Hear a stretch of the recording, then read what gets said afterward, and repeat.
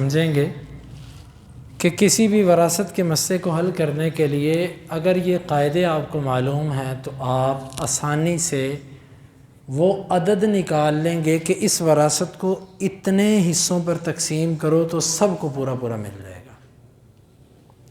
اس کے 5 قاعدے ہیں۔ پہلا قاعدہ اس کا کہ اگر فرضی حصے والوں میں سے، فرضی حصے والوں یعنی جن کے نام قرآن میں حصے بیان ہو گئے، نصف، ربع، ثمن اور ثلثان، ثلث اور سدس، ان میں سے اگر کوئی ایک اکیلا آتا ہے تو ظاہر بات ہے اس کے ساتھ اور ہے ہی کوئی نہیں، تو جو اس کا حصہ بنتا ہوگا وہ عدد ہی اصل مسئلہ ہوگا۔ مثال کے طور پہ اگر عورت فوت ہوئی ہے، اس کے ورثاء میں سے صرف اس کا خاوند ہے اور کوئی نہیں ہے، تو ظاہر بات ہے کہ خاوند کو اس صورت کے اندر اپنی بیوی کی جائیداد میں سے کتنا ملتا ہے؟ آدھا۔ تو اب آدھے کا جو مسئلہ نکلے گا وہ 2 پر نکلے گا۔ نصف کا اصل مسئلہ کیا بنے گا؟ 2۔ تو ہم کہیں گے ٹوٹل جائیداد کو 2 حصوں پہ تقسیم کرو، آدھی جائیداد خامند کو دے دو اور آدھی جائیداد باقی رکھو۔ اس کے لیے دیکھیں گے کہ عورت کے دور سے رشتہ دار کون سے بنتے ہیں۔ بات سمجھ آئی؟ اسی طرح اگر ماں زندہ ہے تو ماں کو اور کوئی رشتہ دار زندہ نہیں ہے، اس صورت میں ماں کو اپنے بیٹے کی وراثت سے ملتا ہے 1/3۔ کتنا؟ 1/3۔ تو اس کا مطلب ہے کہ ٹوٹل جائیداد کو 3 حصوں میں تقسیم کرو، ایک حصہ ماں کو دے دو اور باقی 2 حصے سنبھال لو۔ یعنی اگر ایک اکیلا عدد ہے تو جو وہ نام ہے اسی پر مسئلہ بنا لو۔ 1/2 تھا، 2 پر مسئلہ بنا لو۔ 1/3 ہے، 3 پر بنا لو۔ 1/4 ہوگا، 4 پر بنے گا۔ 1/8 ہوگا، 8 پر بنے گا۔ اور 2/3 ہوگا تو اس کے مطابق 4 پر بنے گا۔ اور اسی طرح اگر مسئلہ نکلے گا 1/6 پر تو 6 پر مسئلہ آئے گا۔ بات سمجھ آئی؟ یعنی اگر ایک فریق ہے تو جو اس کا حصہ اسلام نے رکھا ہے اسی عدد کو ہی کہہ دو کہ اتنے حصے کر لو وراثت کے۔ یہ پہلا قاعدہ، یہ آسان ہے، یہ مشکل چیز نہیں ہے۔ دوسرا بھی آسان ہے۔ دوسرا یہ ہے کہ ہم نے 2 گروپ بنائے تھے، ایک تھا نصف آدھے والا، ربع اور ثمن، آدھا، چوتھا حصہ، 8واں حصہ، اور دوسرا گروپ تھا ثلثان، ثلث اور سدس، یہ والے تھے۔ اگر ایک گروپ میں سے 2 بندے آ جائیں، مثلا کوئی فوت ہوا، اس کے ورثاء میں سے ایسے وارث تھے، کسی کو نصف مل رہا ہے، کسی کو ربع مل رہا ہے، 2 ہی ہیں، یا اس طرح کے کسی کو ثمن بھی مل رہا ہے، تو اس صورت میں سب سے جو کم عدد ہے اس پہ اصل مسئلہ بناؤ۔ ان میں سب سے کم عدد کون سا ہے؟ شاباش، بارک اللہ فیک، ثمن ہے۔ اب 8واں حصہ جو ہے اس کے اندر 4 بھی داخل ہے اور اس کے اندر 2 بھی داخل ہے، لیکن 2 اگر ہم حصہ پکڑتے ہیں تو اس میں 8 نکالنا مشکل ہو جائے گا، 4 نکالنا مشکل ہو جائے گا۔ اگر ایک گروپ کے افراد آئے ہیں، 2 ہیں یا 3 ہیں، تو اس صورت کے اندر جو سب سے کم عدد ہے نا اس کو اصل مسئلہ بنائیں۔ سمجھ آئیے؟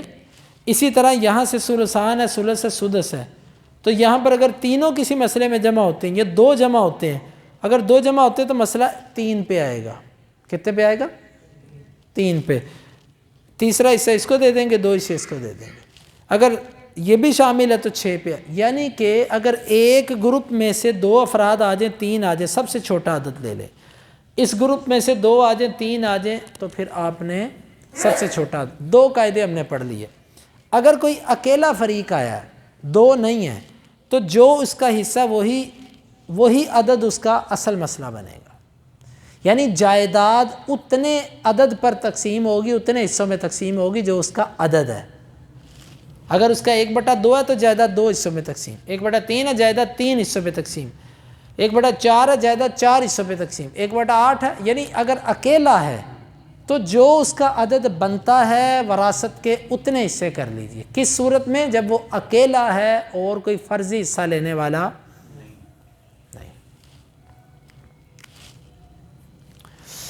چلیے تھوڑا سا ذہن کھولنے کے لیے ایک دو سوال کرتا ہوں۔ خاوند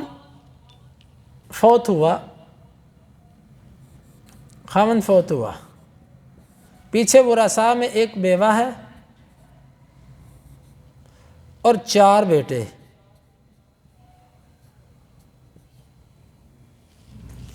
وراثت کتنے حصوں میں تقسیم ہوگی؟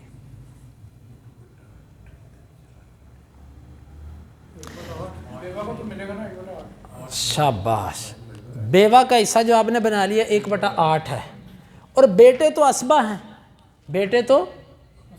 بیٹوں کا تو شریعت نے حصہ نہیں بتایا ان کو اتنا، بیٹوں کے لیے تو یہ ہے جو بچہ سب لے جائیں گے، بیٹے عصب ہیں۔ تو گویا کہ یہاں پر مسئلہ آ رہا تھا 1/8 پہ، یہ بھی وارث ہے، لیکن فرضی حصہ لینے والوں میں سے یہاں پر ایک وارث ہے، تو اس صورت کے اندر جو اس کا حصہ ہے وہی اصل مسئلہ ہوگا، یعنی ہم کہیں گے ٹوٹل جائیداد 8 حصوں میں تقسیم کریں گے، بیوہ کو 1 حصہ دے کے باقی 7 حصے بیٹوں کو پکڑا دیں گے، ان سے کہیں گے تم برابر پہ تقسیم کر لو۔ آج سمجھ آ گئی؟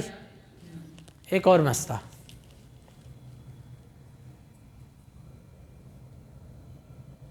بیوی فوت ہوئی ہے،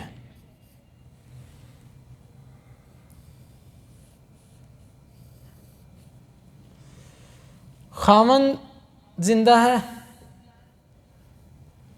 اور باپ زندہ ہے، بیوی کا باپ یعنی سسر اس کا زندہ ہے، اس صورت میں بتائیں مسئلہ کس پہ جائے گا؟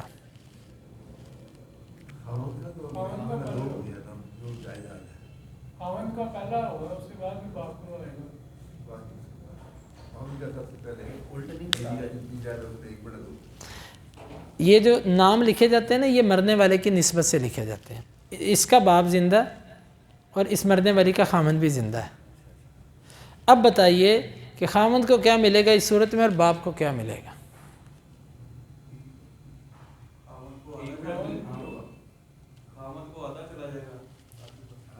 شاباش، اس صورت میں باپ جو ہے نا وہ اس کا عصبہ بن رہا ہے، خامند کو چلا گیا 1/2 اس کا بن رہا ہے، گویا کہ ٹوٹل جائیداد کتنے حصوں میں تقسیم ہوئی؟ 2 حصوں میں، آدھا حصہ خامند لے گیا اور آدھا باپ لے گیا۔ اسی طرح ایک مسئلہ ہے، بیوی فوت ہوئی ہے، خامندہ اس کا زندہ اور بیٹے بیٹیاں، اب بتائیے مسئلہ کتنے پر بنے گا؟ شاباش، خامند کو 1/4 ملے گا، اور بیٹے بیٹیاں تو آپ کو پتہ عصبہ ہیں، انہوں نے تو جو بچنا ہے 1/2 سے تقسیم ہو جائے گا، بیٹوں کو ڈبل بیٹی کو سنگل۔ آپ نے یہ دیکھنا ہے کہ فرضی حصے والے کو دیکھنا ہے، عصبہ جو ہوتے ہیں نا، ہم نے پڑھا تھا نا عصبہ 3 ہوتے ہیں، ان کی بات، اب ٹوٹل 1/4 آیا، اب ٹوٹل جائیداد کتنے حصوں میں تقسیم ہوگی؟ 4 پہ، چوتھا حصہ خامند کو پکڑا دیں گے، باقی 3 حصے جو ہے نا وہ اس طرح بانٹیں گے کہ ہر بیٹی کو سنگل ملے اور ہر بیٹے کو ڈبل ملے۔ سمجھ آئے یہ مسئلہ؟ اور پوچھ لوں تھوڑا سا ذہن کھل جائے کہ بس آگے چلیں؟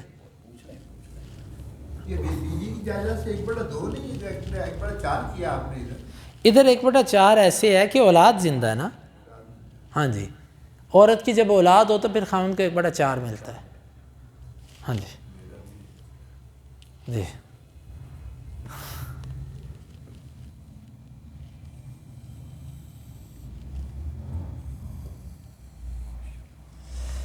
جی اب فوت ہو رہا ہے بھائی،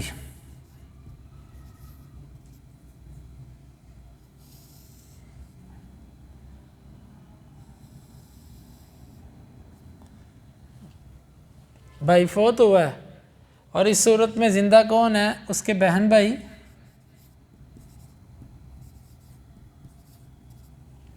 اور ادھر ماں زندہ ہے، بہن بھائی ماں زندہ ہے، بہن بھائی زندہ، بھائی فوت ہو گیا ایک، اس کی بیوی بچے نہیں تھے، شادی نہیں ہوئی یا بیوی بھی فوت ہو چکی تھی، بہرحال کچھ نہیں ہے اس کا، بتائیں کس پہ جائے گا؟ ماں کو کیا ملے گا یہاں پر؟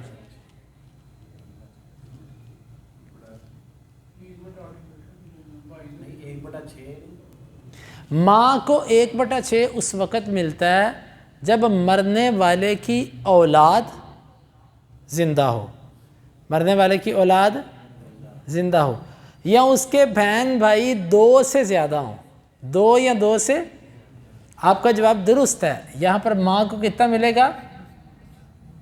1/6۔